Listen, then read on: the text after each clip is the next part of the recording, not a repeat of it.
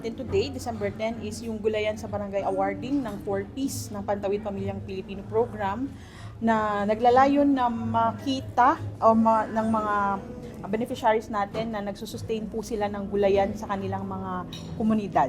This is in partnership with DA, BPI, and ATICAR po.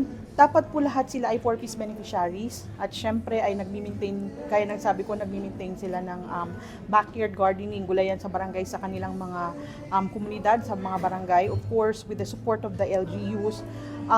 Dapat lahat din ang tinitingnan natin dito is yung mostly ng mga 4Ps members or households doon po sa certain barangay or municipality ay involved po lahat sila and engaged sa pag-put up ng gulayan sa barangay.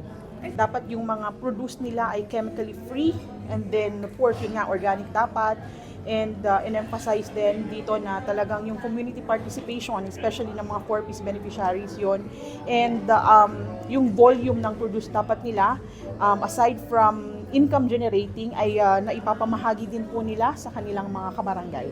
Form po kami ng judges from these different agencies plus CSOs po at nilibot po lahat nila yung mga nag-submit po ng entries nila sa gulayan sa barangay. So within a week, October 20 to 24 of this year also ay nag-provincial hopping po sila or municipal hopping or even barangay hopping to visit these gulayan sa barangay.